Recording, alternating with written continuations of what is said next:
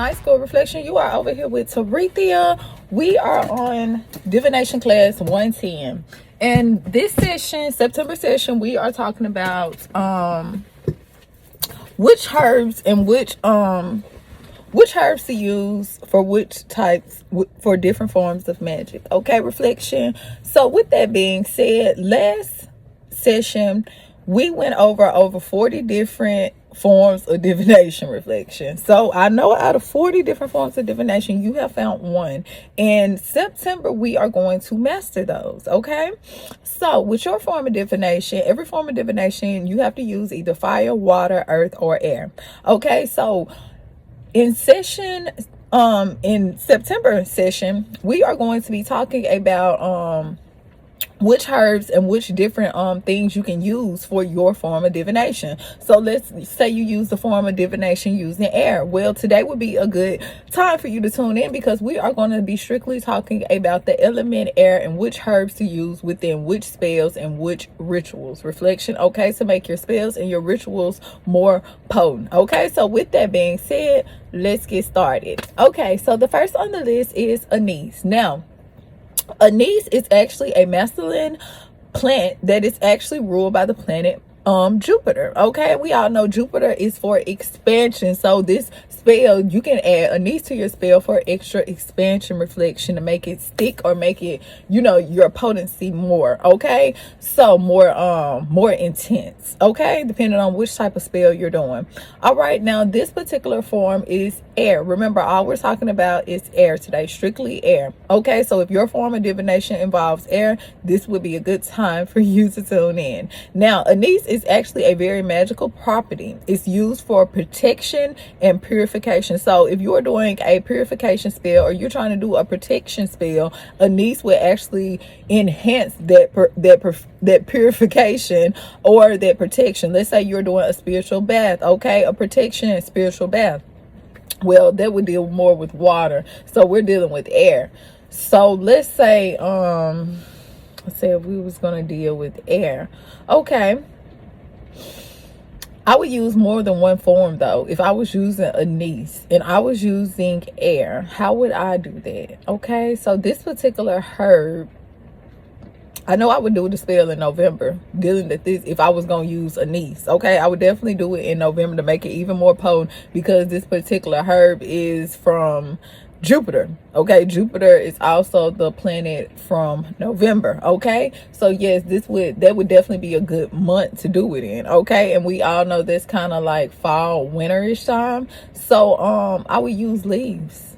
Yeah, I would use leaves and anise as well in it. Yeah, if we was going to do air, and I would do it in November. Okay, so what's the opposite of November? That would be June. So I would do it in either November or June. Okay, so just a side note. So let's go to the next one. Reflection. That would be benzoin. This is benzoin. Now benzoin is actually good for purification. Okay.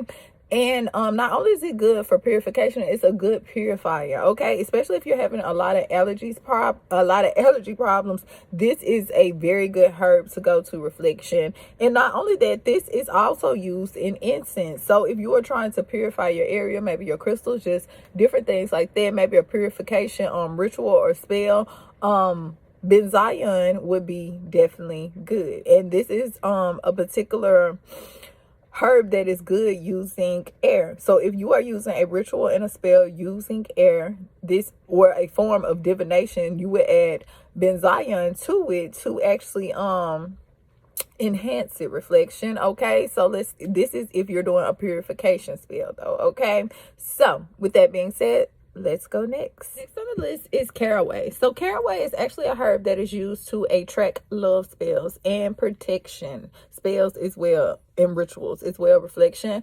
Okay, so caraway is actually a very masculine plant.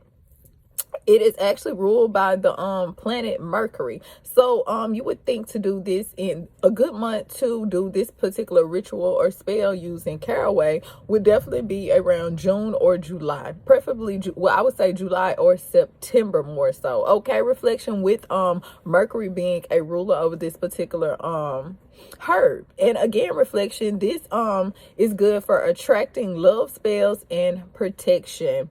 It's even said that it is added to love sachets and charms to attract the lover to that particular person. So with love spells, they would actually put it in something like this right here, reflection, and they would actually wear it to attract that person to them. Okay, we're talking about caraway. Next on the list is clover. Now, clover is actually a herb that is used for good luck spells and rituals. Not only that, you get the name four-leaf clover. That's where it comes from, reflection. It's actually even said in the ancient times that they actually use clovers to see fairies and other mystical creatures. Now, this is also a masculine plant that is ruled by the planet Mercury. So a good time to use these in certain rituals and spells would definitely be in July and September. Okay, it is actually ruled by the element of air. So if your divination is using air, this would definitely be good in your rituals. It's also used for beauty, healing, and calming. Okay, so if you're doing beauty spells, healing spells, calming spells,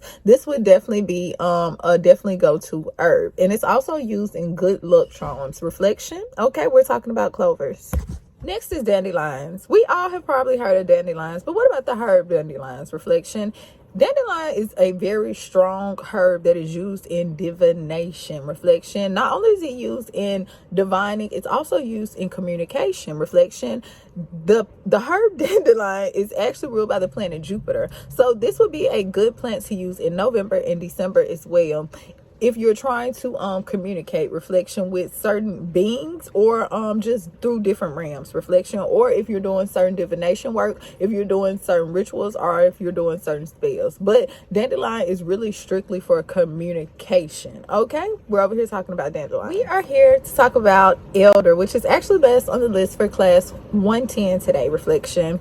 So elder is actually a wood that is used in wands in the ancient time, reflections. It is actually said to be bad luck to even burn this particular plant, reflection. Not only that, it's said that its leaves, when hung around the doors and the windows, are said to actually ward off evil. So this is actually, if you're trying to do a ward off evil or a cleansing spell, these are actually good to hang around, reflection. It's actually said to keep evil away from one's home. We're over here talking about the plant elder.